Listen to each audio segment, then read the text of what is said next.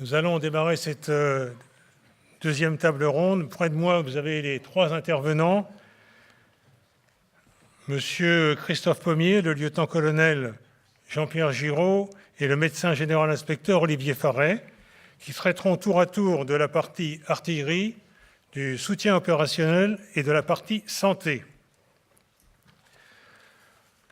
Les innovations et les ruptures qui viennent d'être présentées, notamment dans le domaine des transmissions et de l'aéronautique militaire, vont permettre de grandes avancées dans la doctrine d'emploi de l'artillerie. Je pense que ça a été assez appuyé dans l'intervention précédente. Au début de la guerre, l'artillerie servait essentiellement d'appui à l'infanterie. Le canon de 75 était la pièce maîtresse du dispositif. Les portées maximales étaient de l'ordre de 6 km, ce qui suffisait pour une zone de combat allant jusqu'à 2,5 km. Il s'agissait, rappelons-nous, d'une artillerie hippomobile. Très vite, après les premiers engagements, le constat est flagrant. C'est en fait l'artillerie lourde qui est très insuffisante. Il faut adopter la doctrine pour frapper plus loin et plus fort. À partir de 1917, les matériels et la doctrine d'emploi sont en place. Les moyens aériens permettent de communiquer directement les positions ennemies au commandement d'artillerie pour guider au mieux les tirs. Il devient alors possible de tirer au-delà de la vue, au-delà des 15 km. Monsieur Christophe Pommier, qui est conservateur adjoint au département artillerie du musée de l'armée, travaille sur l'histoire de l'armement et plus particulièrement sur les innovations de l'artillerie du XVIIIe au XXe siècle. À ce titre, il a produit de nombreuses contributions sur ces sujets et il a été l'un des commissaires de l'exposition Les armes savantes, 350 ans d'innovation militaire à Versailles. Je lui cède maintenant la parole.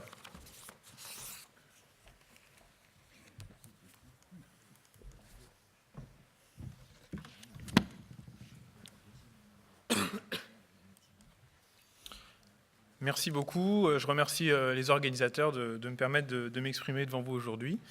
Hop, le petit truc. Alors, comme on l'a vu, pourquoi la victoire en 1918 ? Certains éléments de réponse ont déjà été apportés et nous allons maintenant nous intéresser à l'artillerie, arme qui s'est révélée omniprésente durant la Grande Guerre. Pourtant, comme on l'a dit en 1914, l'action décisive est attendue de l'infanterie. L'artillerie est considérée alors comme une arme d'accompagnement. Mais dès les premiers combats, la réalité s'avère tout autre. Près des 2/3 des pertes sont imputables aux effets de l'artillerie, dont la consommation en munitions dépasse toutes les prévisions. 80% du stock a été consommé au 15 septembre 1914. Le haut commandement français doit donc prendre des mesures pour permettre la poursuite des combats. En 4 ans, l'artillerie française subit une transformation complète, hommes, matériel, organisation, doctrine, qui en fait un acteur majeur de la guerre industrielle. Et elle atteint une certaine apogée à l'hiver 1917-1918. Pourtant, la guerre change de forme au printemps 18 lorsque les Allemands attaquent sur le front ouest. Les artilleries belligérantes participent activement soit à la défense, soit à l'enfoncement du front. Et à l'été, l'artillerie française joue un rôle majeur dans le succès des contre-offensives alliées. Cependant, l'emploi massif des chars et de l'aviation dans cette bataille du matériel gagnée par les Alliés, bataille qui pèse lourd dans la victoire finale, occulte bien souvent l'action décisive et continue de l'artillerie en 1918. Je me propose donc d'éclaircir ce paradoxe en revenant sur les évolutions doctrinales puis matérielles existantes au début de 1918, puis en montrant l'emploi incessant de l'artillerie jusqu'à l'armistice. Donc en septembre 1917, lors de la bataille de Riga, l'armée allemande teste avec succès les procédés de rupture du front du colonel Jörg Bruchmüller. Ils sont radicalement différents des tactiques françaises qui privilégient de longues et continues préparations d'artillerie. Ainsi, pour la préparation de l'offensive Nivelle au printemps 17, 4 jours et 4 nuits ininterrompus sont consacrés à la préparation. Et à l'automne 1917, la reprise du fort de la Malmaison s'effectue après 6 jours et 6 nuits de bombardement. Alors de son côté, Bruchmüller préconise une préparation d'artillerie massive et brutale. Le front d'attaque est ainsi réduit pour densifier au maximum la concentration de pièces d'artillerie, mais une préparation courte, quelques heures, pour bénéficier d'un effet de surprise presque total et d'un terrain praticable par l'infanterie, car non retourné par un bombardement continu. Ce n'est plus la destruction des défenses matérielles ou humaines qui est recherchée, mais leur neutralisation momentanée. L'artillerie lourde est présente en nombre pour neutraliser en profondeur le champ de bataille, jusqu'à 10 km, afin de permettre le déploiement en nombre de l'infanterie. L'emploi d'obus toxiques, irritants, suffocants ou vésicants est considérable. Il représente environ 60% des munitions tirées lors de la préparation. L'effet de surprise est également renforcé par l'emploi massif d'obus fumigènes qui masquent l'arrivée au maximum de l'infanterie à l'ennemi. Testée donc avec succès à l'Est, cette nouvelle doctrine est appliquée sur le front italien en octobre 17, puis à l'Ouest au printemps 1918. Combinée avec la supériorité numérique momentanée de l'armée allemande, due au rapatriement des divisions victorieuses à l'Est, cette doctrine permet à l'armée allemande d'obtenir l'enfoncement du front lors des offensives de printemps. Alors, le haut commandement français, au courant de cette nouvelle doctrine depuis les offensives allemandes de la fin 17, va y répondre dans la défensive en étirant en profondeur ses lignes de défense, notamment en érigeant en ligne de défense principale non plus la première ligne, mais la seconde, et en échelonnant de la profondeur les positions d'artillerie. Surtout, il donne une encore plus grande importance matérielle et doctrinale à la réserve générale d'artillerie.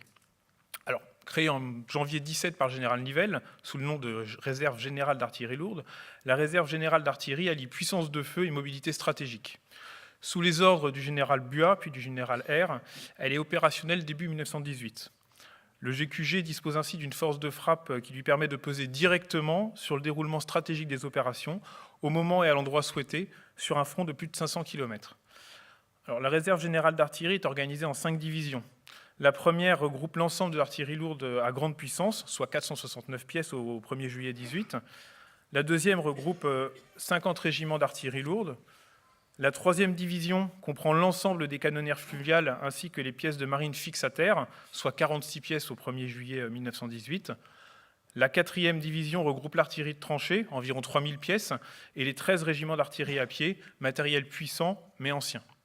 Enfin, la 5e division comporte 30 régiments d'artillerie dotés de canons de 75 portées. La puissance de feu et la mobilité de la réserve générale d'artillerie jouent un rôle décisif au printemps 1918, en opposant aux offensives allemandes une riposte d'envergure. À l'été 18, donc, les contre-offensives alliées sont victorieuses. Outre l'engagement américain, cela s'explique en grande partie par l'important rôle pris par l'artillerie. C'est à cette arme que le haut commandement confie la préparation et surtout l'accompagnement de l'attaque de l'infanterie. Les doctrines de Bruchmüller sont ainsi reprises à bon compte et codifiées dans l'instruction du 19 novembre 1917 sur le tir d'artillerie. L'adaptation, on le voit, est donc rapide. On a coutume de résumer les doctrines successives de l'artillerie française ainsi. Été 1914, l'artillerie conquiert et conserve le terrain, l'infanterie conquiert et conserve, l'artillerie appuie. À l'automne 1915, l'artillerie prépare et l'infanterie conquiert. À l'été 16, l'artillerie conquiert, l'infanterie occupe. Et bien en 1918, l'artillerie prépare l'assaut de l'infanterie, puis l'accompagne.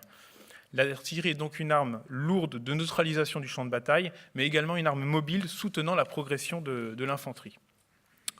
Intéressons-nous maintenant au matériel dont disposent les Alliés à l'été 18 pour effectuer la préparation et l'accompagnement du combat.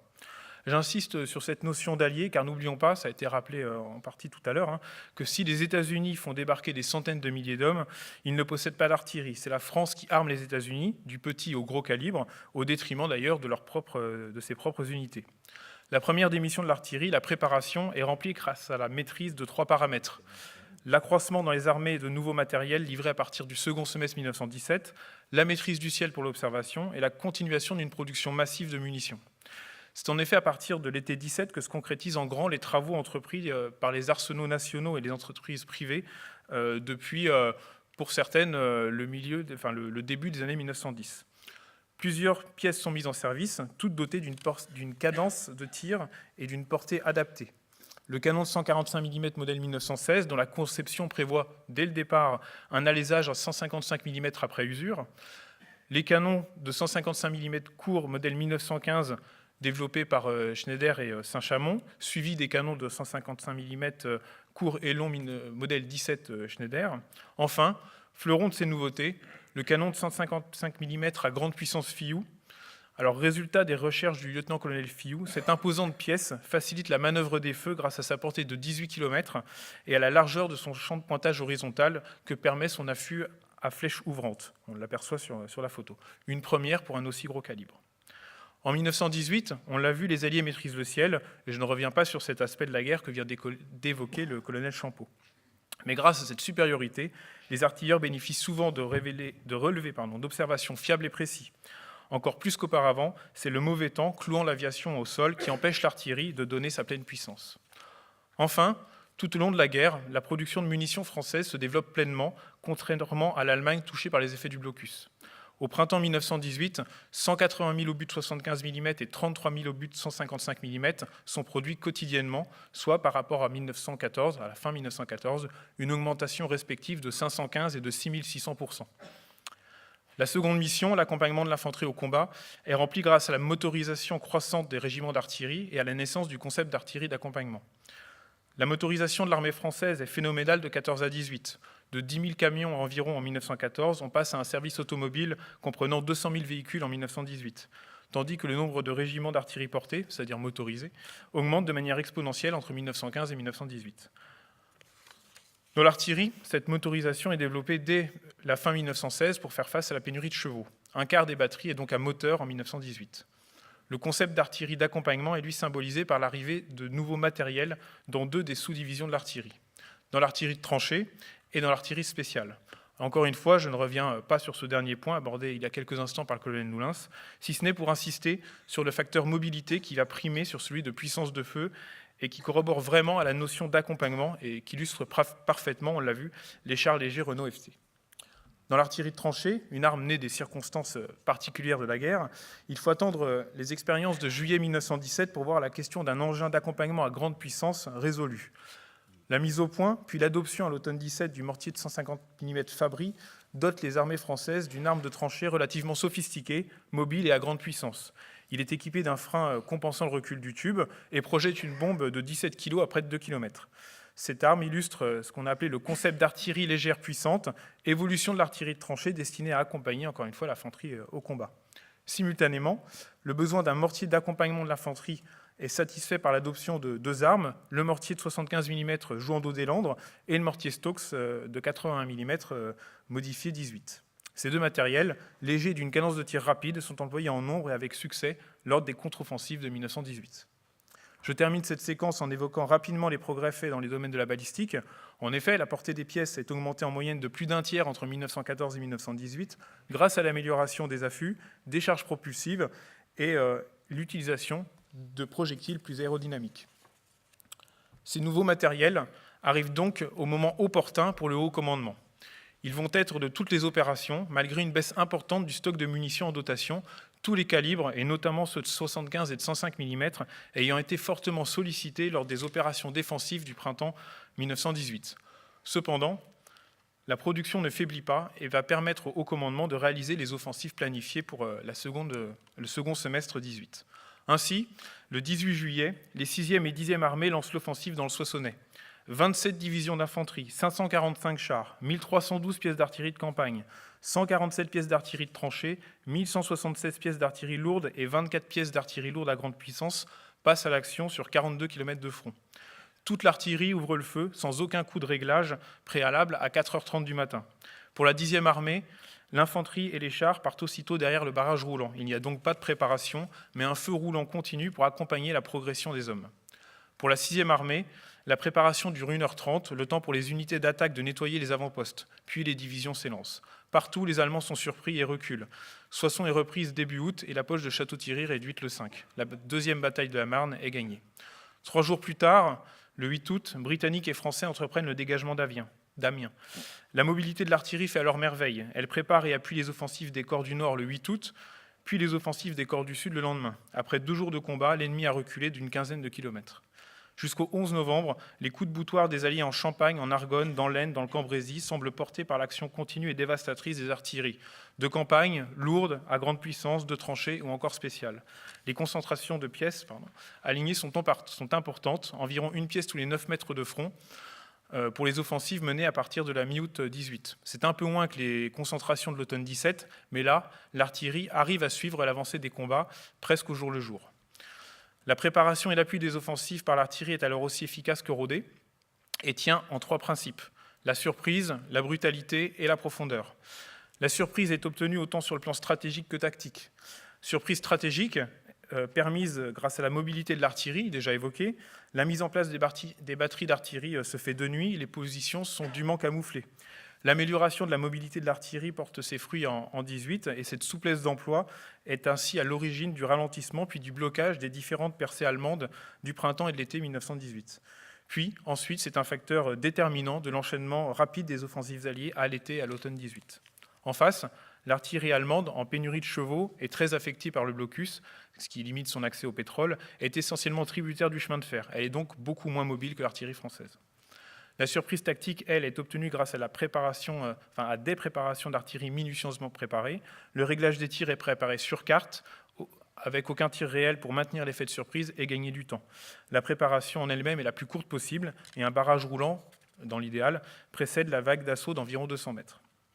La brutalité, elle, se traduit par un nombre important de pièces d'artillerie dans les combats, nous l'avons vu, mais également une consommation dantesque en munitions. Un exemple parmi tant d'autres. Le 26 septembre, la 4e armée lance une offensive d'envergure en Champagne.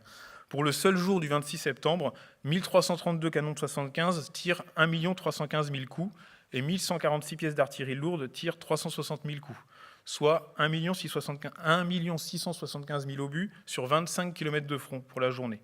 Cela sans compter l'action de l'artillerie de tranchée et de l'artillerie lourde à grande puissance.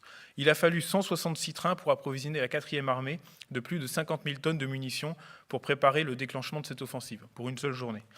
Mais, et c'est une des grandes réussites de l'armée française durant la Grande Guerre, il faut le mentionner, et en particulier dans cette année 1918, la logistique suit. Pour cette journée du 26 septembre, comme pour toutes les autres journées d'offensive, et ça sur tous les points du front. Enfin, la profondeur est obtenue par l'allongement de la portée des pièces et surtout par la notion d'artillerie d'accompagnement. Après la percée de la première ligne, une partie de l'artillerie est donc portée en avant pour soutenir l'assaut de l'infanterie. Cependant, l'accumulation des contre-offensives puis des offensives use énormément les matériels. L'artillerie française, et en particulier la réserve générale d'artillerie, et de tous les engagements. Cet emploi intensif use les matériels et bien qu'entièrement acquise à l'effort de guerre, l'industrie ne peut pas fournir les pièces de remplacement au même rythme, ratio pièces perdues, pièces construites, que souhaité. Ainsi, à l'automne 1918, la perte par usure est de 30 pièces de 155 GPF par mois pour 25 construites.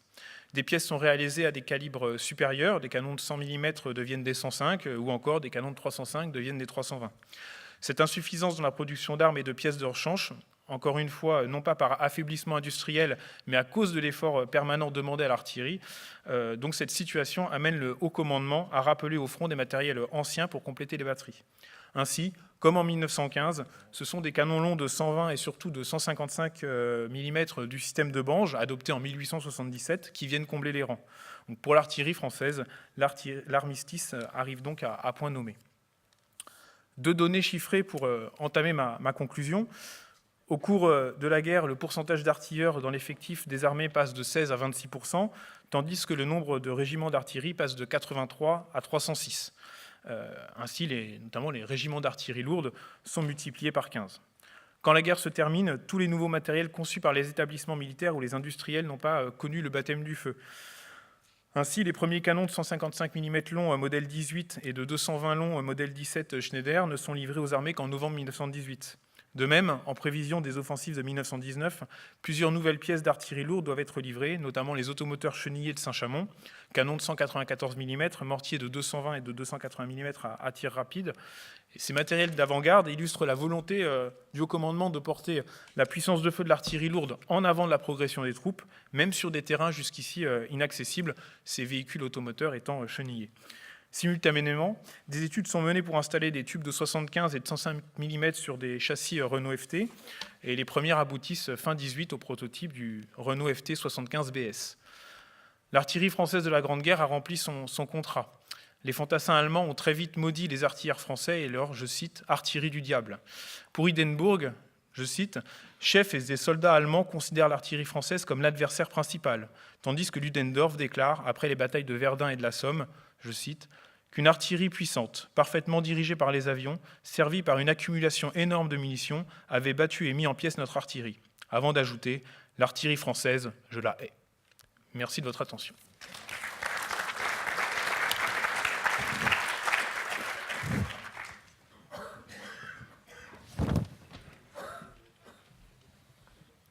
La logistique va considérablement profiter du moteur à explosion. Il faut acheminer les hommes, les matériels, les munitions.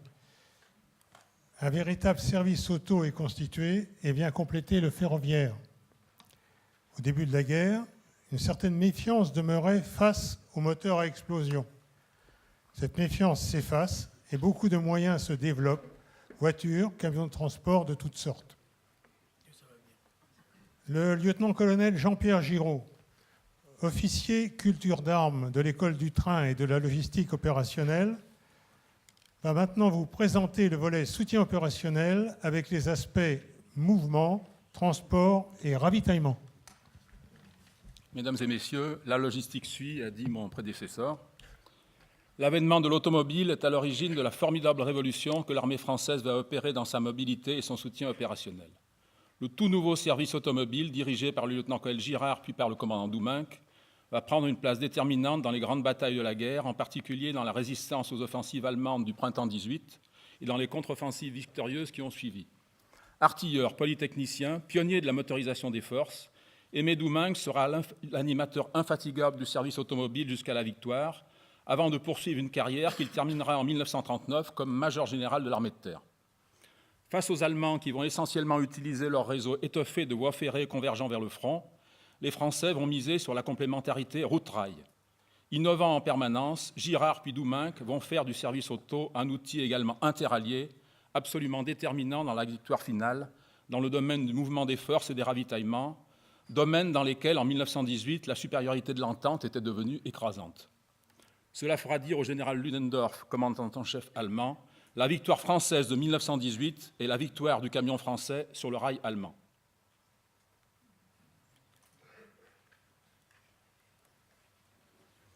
Pourtant, à la déclaration de guerre, l'armée française ne disposait que de 75 automobiles, mais un système efficace de réquisition de véhicules leur permit très vite d'en disposer de près de 10 000. L'épisode des taxis de l'Allemagne n'est que le premier balbutiement de ce que sera capable de réaliser l'automobile 4 ans plus tard. Ces 600 taxis n'ayant fait que compléter les capacités de transport ferroviaire à un moment décisif de la bataille. Dès le début de la guerre, la toute nouvelle direction du service automobile, la DSA, s'organise pour soutenir les armées engagées.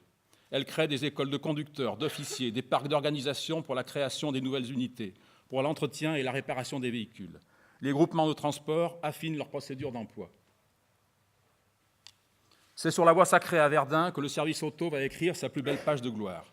Grâce à la formidable capacité d'innovation du capitaine Doumenc, la première commission régulatrice automobile, CRA, ancêtre de la circulation routière actuelle, est créée. Le 21 février, lorsque débute l'offensive allemande, Doumenc est prêt et a obtenu la maîtrise complète de l'unique route disponible pour ravitailler la place forte reliant Bar-le-Duc à Verdun. Les 57 km de cette petite départementale sont désormais réservés au double flux de véhicules, l'un montant vers le front renfort, matériel et munitions, l'autre descendant vers l'arrière, les troupes relevées et les blessés. Les convois hippomobiles et les piétons doivent emprunter des cheminements parallèles. La route est découpée en 6 cantons et contrôlée en permanence par la CRA de Bar-le-Duc, reliée par téléphone à l'état-major du groupe d'armée et à la direction des arrières. Ainsi, grâce à une organisation rigoureuse, pendant 300 jours et 300 nuits, sans interruption, 9000 véhicules jetteront dans la bataille 2 400 000 hommes de renfort et plus d'1 million de tonnes de munitions, matériel et approvisionnement, transformant la fragile barrière de février en une digue infranchissable par l'ennemi. En juin, on dénombre jusqu'à 6000 passages de véhicules par jour, un toutes les 14 secondes. Simultanément, le 1er juillet, débute la bataille de la Somme. Le service auto crée la CRA d'Amiens et applique dans cette opération, à une plus grande échelle encore, les enseignements de la voie sacrée sur la grande route Amiens-Villers-Bretonneux-Proyart. Des différences sensibles existent cependant avec la voie sacrée. La CRA doit desservir 2 armées différentes, la 6e et la 10e, en faisant bifurquer à partir de Proyart les convois soit vers le nord, soit vers le sud. Pour éviter l'immobilisation des convois sur la route gardée, la CRA est obligée d'étendre son action au-delà vers l'avant pour s'assurer qu'aucune décision prise par l'une des 2 armées ne viendra entraver la marche des convois destinés à l'autre. Qui plus est, les gares de débarquement voie ferrée sont situées à l'écart de la pénétrante gardée, liées avec elle par un enchevêtrement de chemins de second ordre. On passe ainsi du canton exerçant sa responsabilité sur un itinéraire au canton exerçant sa responsabilité sur une zone d'action. La route gardée est devenue secteur gardé. Le rôle de coordination des mouvements et transports de la CRA s'amplifie encore. Elle doit tout d'abord se tenir informée auprès des états-majors de tous les mouvements à venir, pas seulement automobiles. Elle doit ensuite renseigner le commandement sur tout ce qu'elle peut déceler dans sa zone d'action qui pourra entraver la bonne marche des mouvements. Ainsi, le 30 septembre, la CRA d'Amiens assure avec 11 groupements le transport de 38 000 hommes et 3 700 tonnes de matériel, soit le double du trafic de la CRA de Bar-le-Duc dans ses journées les plus chargées. Mais à la fin de la guerre, le général Payot, directeur général des communications et des ravitaillements aux armées, déclarait « Le maximum de rendement du service auto a été atteint en 1918. À ce moment-là, le souvenir de la voie sacrée de Verdun n'apparaissait plus que comme celui d'un embryon du service automobile. » Le 24 octobre 1917, l'armée italienne est mise en déroute à Caporetto. Les Alliés décident d'acheminer au plus vite de l'autre côté des Alpes 6 divisions françaises et 5 anglaises. Les possibilités de transport par voie ferrée sont insuffisantes. Raisonné en une journée le 27 octobre, le mouvement est déjà en pleine exécution le 28. Les CRA de Briançon et Menton sont chargés de réguler les flux via les cols de Montgenèvre, la Croix-Haute, Tende et la Corniche. C'est ainsi que depuis la région de Troyes, le service auto va transporter en 3 semaines la 10e armée à travers les Alpes, avec ses camions roulant à 15 km/h dans les cols. Par chance, il n'y a presque pas de neige. Ce mouvement de 1200 km jusqu'à Venise restera un modèle d'exécution et de réactivité du service automobile. Par ailleurs, le commandement s'est inquiété à plusieurs reprises, et ça c'est peu connu, d'une possible attaque allemande par la Suisse et le Jura. Dès janvier 1916, le service auto avait effectué des reconnaissances entre Belfort et le col de la Faucille. Constatant la mauvaise desserte voie ferrée du massif, on planifie une utilisation à sens unique des routes le traversant. Mais ce n'est que l'hiver 1917-1918 que l'on craint vraiment sur le flanc est l'attaque d'une armée allemande qui allait retrouver un temps la supériorité numérique. Le service auto planifie alors la mise en place de 3 CRA, prépare le fléchage des routes gardées et réalise les graphiques de marche nécessaires à la mise en place des 5000 camions transportant ce que l'on appelait le groupe d'armée Helvétie, qui aurait dû être à pied d'œuvre 6 jours après l'alerte. Parmi les autres planifications étudiées par l'ESA, on a beaucoup parlé de cette première opération allemande au printemps 18. Prenons l'exemple de la première résistance à l'offensive allemande de mars 1918 qui porte sur le dispositif anglais dont 2 armées sont enfoncées, ouvrant une possible brèche vers Paris. Fort heureusement, une planification détaillée, arrêtée entre les états-majors français et anglais, avait prévu une intervention des unités françaises réservées en arrière du front anglais à J+6. Mais devant le danger, Foch décide une intervention immédiate. Dès le 21 mars soir, la DSA donnait les ordres d'exécution et le 22 midi, avec les moyens de liaison de l'époque, tout le dispositif était en place et les mouvements commençaient. En moins d'une semaine, 100 éléments du niveau division d'infanterie ou régiment d'artillerie tractée sont ainsi acheminés sur les arrières du front britannique pour relever les Alliés épuisés. En l'absence de carte d'époque détaillée, j'ai réalisé ce schéma à partir des écrits du commandant Doumenc pour vous montrer la complexité du travail de planification. Ont été prévus et baptisés 2 itinéraires A de couleur bleue pour acheminer en camion à 12 km/h les infanteries divisionnaires. 2 itinéraires E violet parallèles pour les éléments hippomobiles de ces divisions à 5 km/h. Un itinéraire jaune réservé à l'artillerie lourde hippomobile à 4 km/h et un dernier T vert réservé au régiment d'artillerie tractée à 6 km/h. Plusieurs rocades air restaient à la disposition des régulateurs pour effectuer les variantements nécessaires. À l'été 1918, les conditions d'exécution des mouvements et transports changent radicalement. Les déplacements vont s'effectuer en terrain conquis, ravagé par les combats, où toutes les infrastructures ferroviaires ont été détruites par l'ennemi au cours de son repli, et de plus en plus loin des plateformes ferroviaires de débarquement des matériels et approvisionnement. Les plans de transport sont maintenant offensifs, minutieusement préparés à l'avance et prenant en compte les 2 millions de soldats américains arrivés à pied d'œuvre. Les unités chargées des transports ne savent qu'au dernier moment quelles unités elles devront charger et quels itinéraires elles devront emprunter.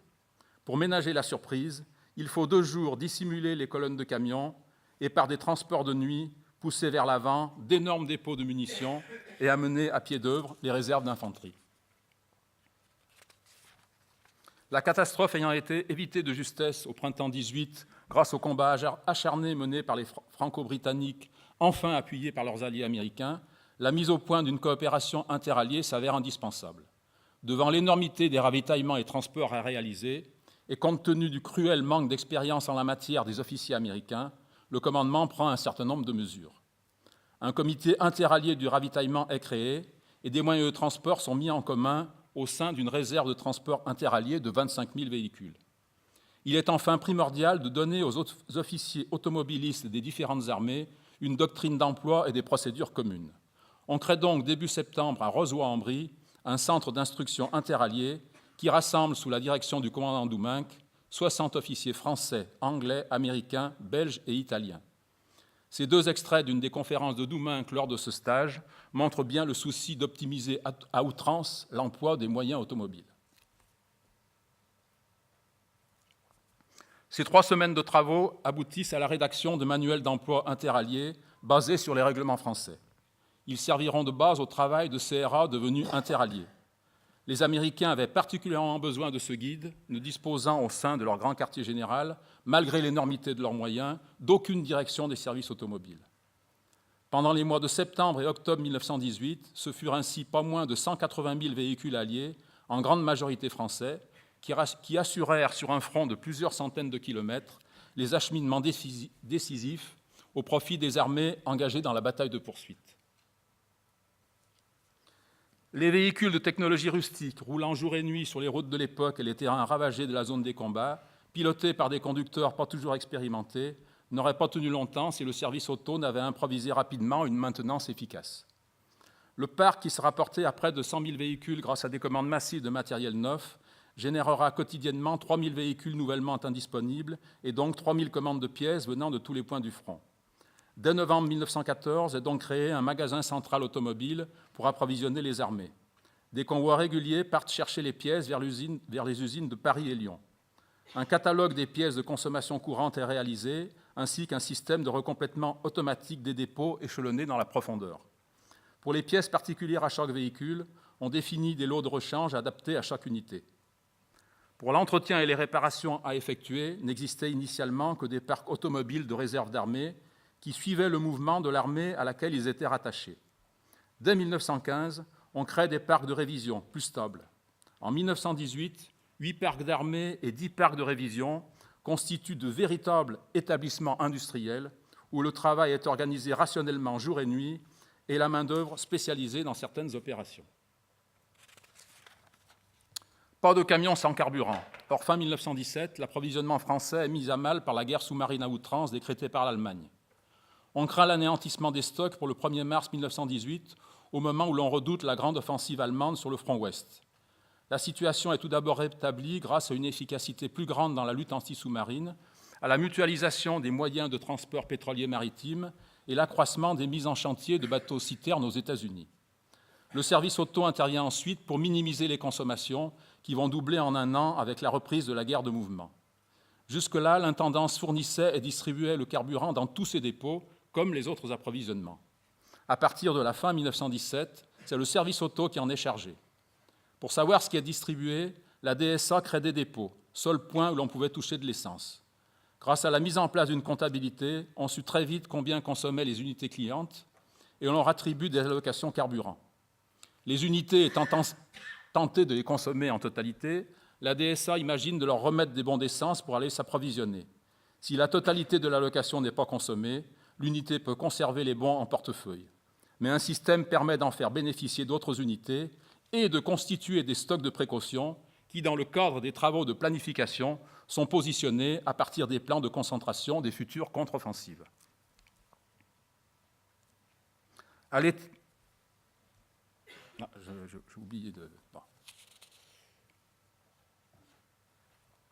À l'été 1918, le terrain étant sec, tous les généraux veulent des chars pour soutenir leurs offensives. Les sections d'échelon des bataillons de chars légers disposaient pour leur maintenance de 10 camions aménagés porte-chars et 5 remorques porte-chars. Mais pour les transports opérationnels, les 75 chars du bataillon devaient être déplacés par voie ferrée d'une armée d'emploi à l'autre, puis acheminés vers le front sur les camions porte-chars du service automobile. Ce dernier, qui ne disposait que de véhicules à la charge utile assez faible, a dû adopter les véhicules existants, demander aux industriels d'en produire de nouveaux et en importer des États-Unis. Seules les 7 tonnes du FT-17 et les 13 tonnes et demie du Schneider pouvaient bénéficier d'un transport par voie routière. Dans l'instruction provisoire sur la manœuvre des chars, on retrouve tous les types de camions sur lesquels pouvaient être chargés les FT-17. Renault 6 tonnes et Purée à vapeur, Pierce Arrow américain. remorque Labuire et Delaunay-Belleville tirées par un tracteur Knox, Latil, Renault ou Panhard. De même, pour le char moyen Schneider, on utilisa d'abord la remorque tractée Labuire, puis les ancêtres de nos porte-engins blindés actuels, les tracteurs Knox achetés aux USA, associés à une remorque Delaunay-Belleville en version semi-remorque. La CRA franco-belge des Flandres, créée le 21 septembre, étendait son action sur les secteurs britanniques et américains. Comportant 1900 hommes, elle assurait la surveillance de 350 km de route, à 48 heures de trajet des gares de débarquement voies ferrées les plus proches, sur un terrain marécageux, au réseau routier détruit par 4 ans de bombardement. Tout y manquait, matériaux pour réparer les routes et points caractéristiques du terrain pour faciliter l'orientation. Il fallait placer partout des panneaux de signalisation et le ravitaillement avait de grandes difficultés pour parvenir aux premières lignes. En octobre 1918, on dut donc avoir recours au premier ravitaillement par air de l'histoire, plusieurs kilomètres de champs couverts d'entonnoirs inondés ayant isolé quelques unités. L'aviation improvisa donc le largage à très faible altitude de 36 000 rations, soit 25 tonnes de vivres. Ultime révolution, la logistique de projection improvisée magistralement par les Américains. Partis de rien, s'appuyant sur leur formidable puissance industrielle, ils ont réussi à projeter à travers l'Atlantique infesté de sous-marins 2 millions d'hommes soutenus par 640 000 logisticiens. Les déploiements sont comparables aux dispositifs logistiques actuels, avec, dans les ports de l'Atlantique, des zones de débarquement et de transit, une gigantesque base intermédiaire à Gièvre dans le Loir-et-Cher et une grande base avancée à Is-sur-Tille en Côte d'Or. Ces bases sont reliées entre elles par un réseau ferré baptisé ligne de communication, modernisé ou construit par 12 000 spécialistes américains. Pour serrer davantage les rames entre elles, ils inventent le dispatching system, appliqué ensuite dans le monde entier. Les plans des gigantesques bases logistiques sont dressés aux USA. Chaque construction a un numéro d'ordre et une destination précis. Le matériel arrive par voie ferrée dans l'ordre de montage. Gigantesques magasins d'approvisionnement, ces bases regorgent également de toutes sortes de matériel complet. De part et d'autre de la ligne de communication sont implantés tous les autres établissements nécessaires au soutien logistique du corps expéditionnaire, dont 20 centres hospitaliers. Une France rationnée ne pouvait nourrir 2 millions de soldats américains. Les Américains ont donc construit à Gièvre une gigantesque usine frigorifique, la plus grande usine frigorifique du monde, et à Is-sur-Tille, la plus grande boulangerie du monde. En conclusion, citons d'abord le futur général Doumenc. L'Allemand est réputé avoir le génie de l'organisation. S'il avait eu dans les événements de mai 1918 une organisation des transports automobiles comparable à la nôtre, jamais son attaque n'aurait pu être arrêtée. Quel chemin parcouru depuis 1914 ? De simple organe de transport sur la Marne, le service auto, après 50 mois de travail acharné, est devenu une véritable force de guerre dont les autres forces de guerre ne peuvent plus se passer. Une très grande partie de cette brillante réussite revient au commandant Doumenc, récompensé par la citation à l'ordre de l'armée qui suit, signé Pétain. Officier remarquable dont l'activité intellectuelle, le courage et l'endurance ont imprimé au service automobile cette impulsion vigoureuse qui en a fait un des facteurs de la victoire. A obtenu de ce service en 1918 un rendement supérieur à toutes les prévisions, assurant par 24 heures le transport de plus de 100 000 hommes et 70 000 tonnes d'approvisionnement sur le champ de bataille, maintenant par son exemple et son ascendant son personnel au volant pendant des semaines entières, sans autre repos que la durée de chargement et de déchargement des voitures.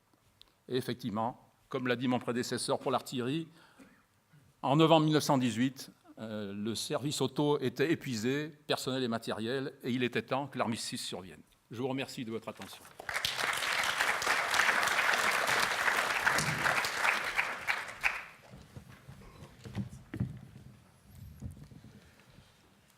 Après ces deux premiers exposés, le système de système ne serait pas complet si le système du traitement des blessés n'était pas évoqué. Cette guerre fait de nombreux morts et blessés. Après un début chaotique, une organisation se met en place et permet de sauver de nombreuses vies et de réparer les graves blessures. Les médecins sur place prodiguent les premiers soins, les transports par véhicules sanitaires se développent, le triage des blessés prend naissance, les cas les plus graves sont traités au plus près tandis que les autres sont acheminés vers des hôpitaux à l'arrière par train sanitaire. Lors de la Grande Guerre, les médecins traitent déjà les maladies post-traumatiques. Le médecin général inspecteur Olivier Farret, ancien chef du service d'hépato-gastro-entérologie de l'hôpital Bégin, président de l'association des Amis du musée du service de santé des armées au Val-de-Grâce, administrateur de la Société des Amis du musée de l'armée, a participé à plusieurs colloques et a été co-commissaire portant sur le service de santé durant la Grande Guerre. Je lui cède la parole. Merci, mon général. Donc tout d'abord, mon général, je vous remercie vivement de m'avoir convié pour évoquer le service de santé des armées pendant la Grande Guerre. Messieurs les officiers généraux, monsieur le professeur, mesdames, messieurs, pour le service de santé aux armées, la Grande Guerre commença par un désastre sanitaire majeur. Cependant, en quelques semaines, le service va s'adapter aux conditions du conflit avec une nouvelle logistique dont le principe est toujours valable de nos jours. Parallèlement, les progrès techniques et scientifiques vont faire entrer la médecine dans son ère moderne. Malgré plus de 2 siècles d'existence et d'expérience dans la prise en charge des blessés, le service de santé est très mal préparé pour un nouveau conflit. Son organisation n'a guère évolué depuis la défaite de 1870. En temps de guerre, ça a déjà été évoqué ce matin, le territoire français est divisé en 2 grandes entités, la zone des armées, qui dépend du grand quartier général, sans aucun médecin militaire de haut grade pour décider de la chaîne de soutien sanitaire. C'est un officier d'état-major qui assure le traitement des besoins santé. La direction de l'arrière est chargée du ravitaillement en matériel de santé, de l'affectation de son personnel et de l'organisation des évacuations. Quant à la zone de l'intérieur, elle est sous l'autorité du ministre de la Guerre et à Paris, la direction du service de santé n'a qu'un rôle réduit aux formations sanitaires des différentes régions militaires de l'intérieur. Cette organisation semble délibérée au service de santé les soins aux blessés et à la direction de l'arrière l'organisation de leur transport. Pardon. Alors, la doctrine du soutien sanitaire est sous-tendue, là aussi ça a été évoqué, par l'offensive à outrance, envisagée par le commandement, l'infanterie en étant la fer de lance. Pour le service de santé, 2 buts stratégiques, humanitaires bien sûr, avec les soins portés aux blessés et aux malades, et militaires, avec leur récupération pour le retour au front, d'où un grand nombre de blessés soldats qui ont été blessés plusieurs fois. Il va falloir dégager le plus rapidement possible le champ de bataille pour des blessés, pour les évacuer vers les destinations éloignées de la zone des armées, pour des soins aux hôpitaux de l'arrière. Il était dit à l'époque, on va remplir des hôpitaux par le fond, Perpignan, Bayonne, Nice. Le règlement de 1910 érige donc en doctrine ces principes fondamentaux résumés par le médecin général Delorme, je cite, « des opérations rares, retardées et pratiquées hors du front pour des blessures de beaucoup les plus fréquentes dues aux balles de petit calibre dites humanitaires. » Grave erreur. Si le feu tue, il blesse aussi grièvement, en raison de la capacité meurtrière des armes nouvelles qui ont été largement évoquées. Il n'a pas été tenu compte des leçons de la guerre russo-japonaise et du conflit des Balkans. Pardon, excusez-moi.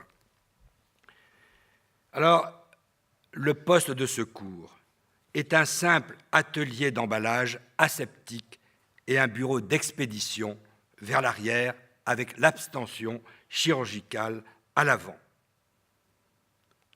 Lorsque les combats s'engagent, la réalité vient infirmer toutes les prévisions.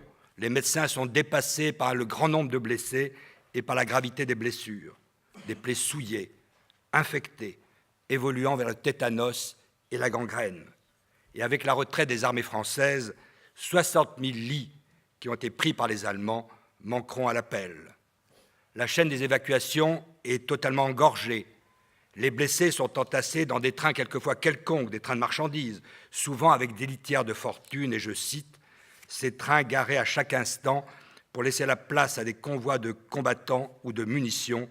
Ainsi, de ville en ville, des trains errants ont fait le Tour de France.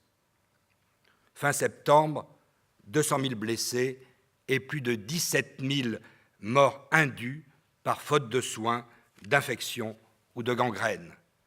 Maurice Barrès monte à la tribune de l'Assemblée, de la Chambre des députés à l'époque, les blessés sont faits pour être soignés. Alors, le service de santé doit réagir dans l'urgence.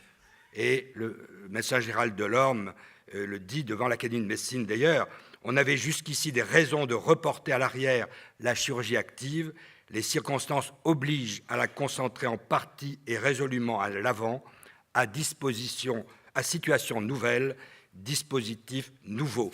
On s'est peut-être souvenu aussi du baron Larrey qui amputait sur les champs de bataille du Premier Empire.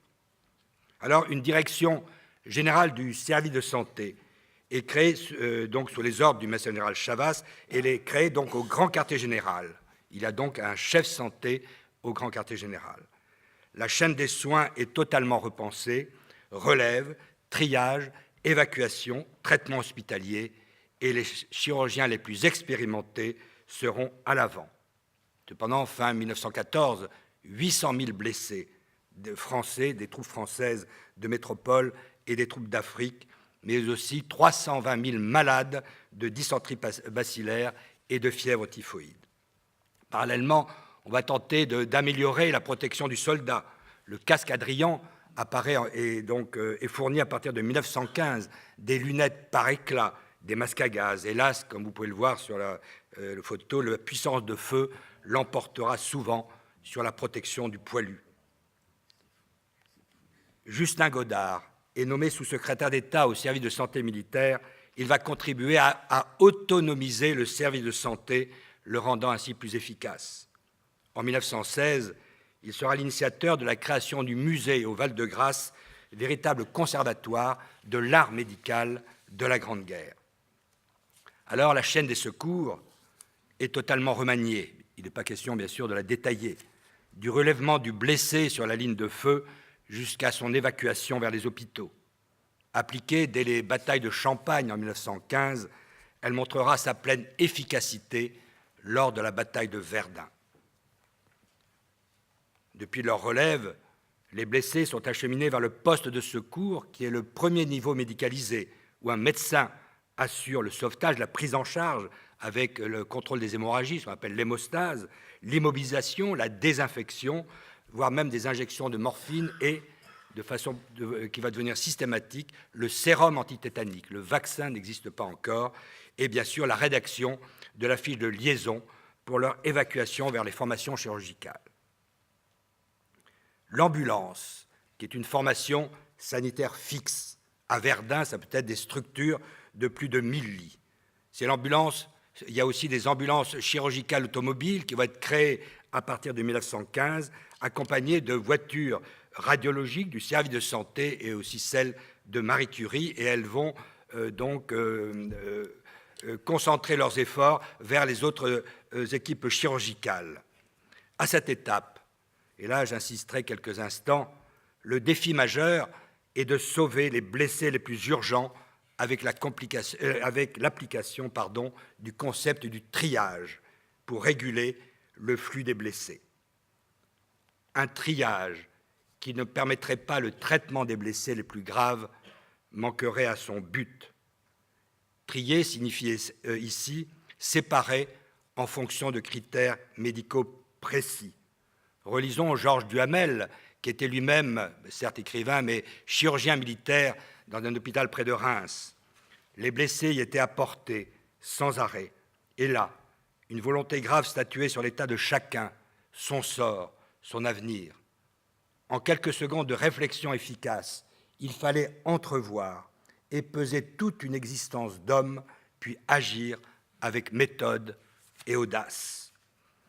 Il s'agit donc d'un acte diagnostique difficile, même sur le plan éthique en particulier, décidant du degré d'urgence de l'opération en fonction des chances de survie, des délais, du transport. Mais sans triage, les formations de l'avant auraient été saturées. Alors, les priorités opératoires vont être codifiées Dans le cadre vert sont c'est les blessures que l'on va prendre en premier, hein, puisque malheureusement, dans le cadre violet, en particulier, surtout au début de la guerre, hein, en 1914-1915, eh bien, ces blessés de l'abdomen, du thorax ou du crâne avaient très peu de chances de survie, mais avec les progrès techniques de la chirurgie, ça va changer dans la deuxième partie de la guerre. Il va y avoir donc la catégorisation des blessés, des intransportables qu'on va accompagner dans leur agonie dans des hôpitaux de proximité jusqu'aux évacuables vers les hôpitaux de l'intérieur. Les hôpitaux d'évacuation sont proches des gares régulatrices, en limite de la zone des armées. Il va y avoir de nouveau un nouveau triage chirurgical avec éventuellement de nouvelles interventions et ensuite évacuation vers les hôpitaux de l'intérieur. On va traiter aussi les gazés et les malades et surtout et aussi récupérer les petits blessés et les éclopés. Il n'est pas question qu'ils partent vers l'arrière, donc vers l'intérieur. Il faut les récupérer pour qu'ils retournent sur la ligne de feu.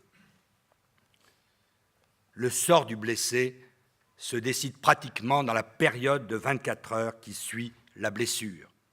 À Verdun, d'ailleurs, l'organisation sanitaire avait été faite par le médecin général Alfred Mignon, à Verdun. Véritable course contre la montre. 140 000 blessés vont être traités et évacués pendant les 4 premiers mois de la bataille. La mortalité des grands blessés va diminuer de 50%. Nous sommes loin du désastre de 1914. Malheureusement, début 1917, le général Nivelle supprime la direction du service de santé au Grand Quartier Général, remplacée par une section dirigée par un capitaine d'infanterie qui décide seul des évacuations. La bataille du chemin des Dames sera un nouveau désastre sanitaire, coup d'arrêt des progrès réalisés jusque-là. Dans la zone de l'intérieur, on assiste à une mobilisation extraordinaire du secteur hospitalier national, tant militaire que civil, avec 500 000 lits répartis en 10 000 hôpitaux. 1918. Louis Maurier, successeur de Justin Godard, va donc écrire le devoir d'organiser à côté de l'armée qui se bat une véritable armée qui soigne et opère. La logique a donc remplacé l'autorité, devenu très performant, le service de santé et copié d'ailleurs par les armées alliées. Alors le deuxième volet de cette présentation, ce sont les progrès. Les progrès concernant surtout la chirurgie, conditionnés par les avancées scientifiques et techniques majeures qui vont toucher plusieurs spécialités. La radiologie n'a pas 20 ans en 1914, et pourtant l'examen radiologique va être systématique pour toutes les blessures et va apporter une aide précieuse pour le chirurgien. Localisation des projectiles, vous avez donc le cliché du haut, dans le thorax, une balle. Ensuite, l'évaluation des fractures et leur contrôle jusqu'à la guérison. Mais ça va être aussi la lutte contre les infections. L'asepsie rigoureuse, enfin, devient la règle pour les interventions chirurgicales. La solution d'Aquin, antiseptique puissant, s'impose pour lutter contre la gangrène et réduire le nombre d'amputations grâce à la technique d'irrigation de la plaie en continu par Carrel et Daquin. La stérilisation du matériel et l'hygiène des salles d'opération se généralisent dès 1915. Pardon. Ce sont les prémices, on pourrait dire, de l'hygiène hospitalière et de la lutte contre les infections nosocomiales. Des laboratoires de bactériologie vont être créés pour dépister l'infection des plaies de guerre qui peut, en quelques heures, compromettre le pronostic vital. La sérothérapie antitétanique systématique, comme je vous le disais, diminue fortement le nombre de cas de tétanos. En 1917, le sérum antigangréneux du professeur Vincent, médecin général, permet de prévenir la gangrène, complication redoutable des blessures avec plaie vasculaire. Enfin, la vaccination contre la typhoïde, par aussi le médecin général inspecteur Vincent, a permis de juguler l'épidémie de typhoïde de l'automne 1914. le maréchal Foch l'évoquera dans ses mémoires, il est un des artisans de la victoire. Il sera cité à l'ordre de la Nation par le général de Gaulle en 1945. La chirurgie va être aussi facilitée par la généralisation de l'anesthésie. Le chloroforme ou l'éther, le chloroforme surtout, le plus employé, n'est pas dénué de risques vitaux, avec des syncopes mortelles. En 1917, les médecins anesthésistes américains, secondés par des infirmières spécialisées, introduisent l'utilisation du protoxyde d'azote, de toxicité faible, et que l'on emploie encore. Tenant compte des groupes sanguins, la transfusion sanguine se développe même sur le front, le plus souvent de bras à bras. Et là, vous avez un jeune soldat amputé et son père lui a donné son sang. Dès 1917, l'addition de citrate de sodium, qui est un anticoagulant, va permettre la conservation du sang et son utilisation à grande échelle dans les hôpitaux. Alors, la chirurgie orthopédique va être redevable de tous ces progrès que je n'ai fait qu'esquisser. Considéré comme révolutionnaire, on va passer de 35% d'amputation en 1914 à moins de 5% en 1917. Et là, vous avez sous les yeux la contention des fractures avec la traction du membre, des greffes osseuses, encore une nouveauté pendant la Grande Guerre, des réparations des vaisseaux et des nerfs. C'est vraiment un ensemble d'équipes, toute une équipe de chirurgiens spécialisés qui se pencheront sur le blessé. Paul Abraham résume les progrès accomplis. Et là, nous allons le lire ensemble. Un blessé ayant reçu un éclat d'obus dans le genou avait de fortes chances, en 1914, de mourir de gangrène à Bordeaux ou à Nice. En 1915, on lui coupait la cuisse dans une ambulance de l'Avent et il s'en fut tiré à ce prix. En 1916, on lui réséquait son articulation et il eut sans doute guéri en ankylose avec sa jambe raide à jamais. Enfin, en 1918, on lui conservait sa jambe et sa cuisse et l'intégrité presque absolue de la flexion de celle-ci sur celle-là. Malheureusement, ceux qui n'avaient pas cette chance ont eu droit, outre la rééducation fonctionnelle, mais surtout à un appareillage des mutilés pris en charge par le service de santé qui va se prolonger toute leur vie jusqu'à leur réinsertion sociale et professionnelle. Et vous pouvez voir tous ces progrès techniques, là aussi, de la prise en charge de ces mutilés. Lors du conflit, le développement de la chirurgie maxillofaciale est spectaculaire. Et relisons encore Georges Duhamel. Il est un devoir de reconstituer ces appareils délicats qui permettent à l'homme de manger, de respirer, de sentir les odeurs, de voir et d'entendre, et qui permettent aussi de paraître au milieu de ses semblables sans leur inspirer étonnement et répulsion. Près de 500 000 blessés l'ont été au visage. Simplement 2 centres en 1914, au Val-de-Grâce et à la Riboisière, on en comptera plus de 20 répartis dans toute la France en 1918. Je rappelle que sous l'impulsion de quelques mutilés de la face est créée en 1921 l'Union des blessés de la face, encore appelée les gueules cassées, avec la devise « Sourire quand même ».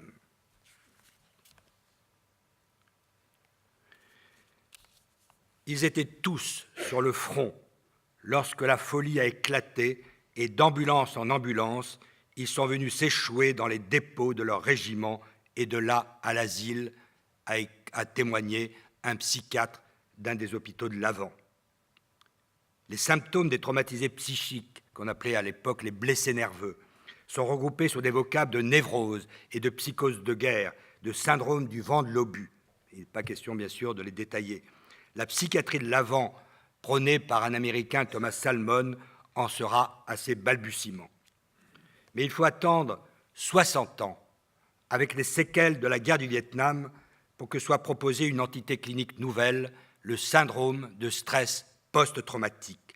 Je cite, « Il s'agit d'une réaction psychologique résultant de la confrontation avec la réalité de la mort dans la surprise, l'impuissance et l'effroi. » Des psychiatres français seront présents en Irak lors de la guerre du Golfe en 1991, mais ce n'est qu'en 1992 que la blessure psychique est reconnue officiellement et relève désormais du statut des blessures en service. Ainsi, pendant la Grande Guerre, cette armée qui soigne à côté de l'armée qui combat était forte de près de 170 000 hommes et femmes. 10% des effectifs du service de santé sont morts pendant le conflit. Le service de santé a soigné plus de 4 300 000 blessés, 2 millions de malades et de gazés, mais avec un taux de récupération avoisinant 90% en 1918. Alors, en conclusion, elle sera brève. Quel héritage? Secourir, sauver, soigner sont les 3 mots-clés du soutien sanitaire en opération. Le triage médico-chirurgical, la réanimation et la chirurgie de l'avant, initiés pendant la Grande Guerre, sont les éléments fondamentaux de la prise en charge des blessés. On assiste aussi à la mise en place des bonnes pratiques de la médecine d'urgence actualisées tout au long du XXe siècle. Dans le cadre de la médecine de catastrophe, les secours de masse s'exercent dans une situation d'exception analogue à un théâtre de guerre. Triage, évacuation des blessés, prise en charge psychologique avec les cellules d'urgence médico-psychologiques créées en 1995 émanent de l'expertise des médecins militaires. Ils venaient dans la bataille qui ne les épargnait point pour veiller sur la vie des autres. Ils représentaient ce qui restait dans le monde de pitié et d'humanité aux heures où tout s'acharnait à réaliser toute la souffrance et toute la destruction. Un siècle plus tard, cette citation de Justin Godard est toujours d'actualité et concerne tous les acteurs de la chaîne des secours. Je vous remercie.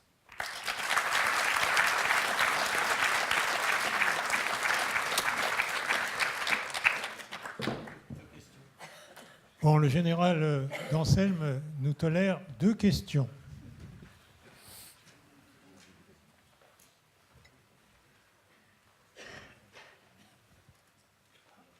Une question là. Un micro. Quelle était la motivation de Nivelle pour avoir mis à bas le service de santé? Il avait bien une raison quand même, elle était sûrement mauvaise. Alors l'une des raisons, c'est qu'il pensait avec la grande offensive de rupture qu'il n'y aurait que 10 000 blessés. Il y en a eu 80 000. Le service de santé souhaitait 12 hôpitaux d'évacuation. Donc il avait décidé, puisqu'il n'y avait plus d'officier général de haut grade pour décider, il avait décidé qu'il n'y en aurait plus que 10, et dont 2 étaient sous le feu des Allemands, en particulier au niveau de Brimont, là, entre Reims et Cormicy. Voilà. Et il ne voulait pas s'encombrer des impédimenta du service de santé, tout en sachant quand même que le service de santé, c'est un mot, donc n'était pas tout à fait prêt. Avec, là aussi, avec la tendance, etc., il y avait plusieurs hôpitaux qui n'étaient pas terminés, etc. Donc il y a eu un scandale, en particulier l'épicentre était à Prouilly, là, près de Fismes, où il y avait eu de gros problèmes, mais liés en grande partie donc au ravitaillement sanitaire. Au troisième rang. Troisième rang, là.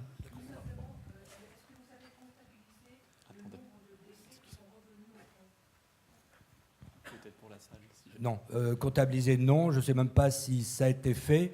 Il y a un grand nombre de blessés, l'ont été 2 fois, 3 fois, hein, mais il n'y a pas eu de véritable comptabilité. Hein, c'est pour ça que 4 300 000 blessés. Là, il y a donc plusieurs blessés, enfin plusieurs soldats qui ont été blessés plusieurs fois. Bon, ben merci. On va être obligé de couper. Merci, mon général, déjà. Voilà, merci.